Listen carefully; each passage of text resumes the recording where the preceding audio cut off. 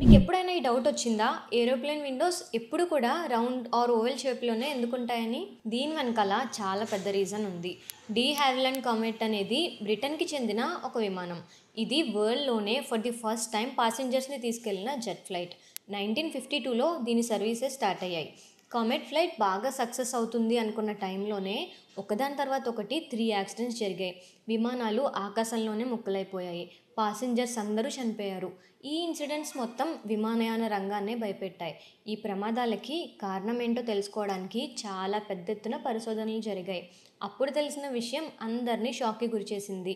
Square విండోసే ఆ ప్రమాదాలన్నిటికీ reason. Pressurised cabin లోపల బయట ఎన్విరాన్మెంట్లో ఉండే ప్రెషర్ ఈ డిఫరెన్సెస్ని తట్టుకోలేక విండోస్కి ఎడ్జెస్ ఉండడం వల్ల ఆ ఎడ్జెస్లో మెటల్ బ్రేక్ అయ్యేది. అలా కొన్ని జర్నీస్ తర్వాత ఆ మెటల్ కంప్లీట్గా బ్రేక్ అయ్యి విమానాలు పేలిపోయేవి. ఈ రీజన్స్ వల్ల ఏరోప్లేన్ విండోస్ని ఓవెల్ ఆర్ రౌండెడ్ రెక్టాంగిల్ షేప్లో డిజైన్ చేయడం స్టార్ట్ చేశారు. సో ఎడ్జెస్ అనేవి లేకుండా ఉంటే ప్రెషర్ అనేది ఒకే చోట కాన్సన్ట్రేటెడ్గా కాకుండా డిస్ట్రిబ్యూట్ అవుతుంది. కాబట్టి ప్యాసింజర్ సేఫ్టీ కోసమే విండో షేప్ సర్క్యులర్ ఫామ్లో ఉండేలా డిజైన్ చేశారు. మీకు కనుక ఈ కంటెంట్ నచ్చినట్టయితే ఇప్పుడే ఛానల్ని సబ్స్క్రైబ్ చేసుకోండి. Thanks for watching.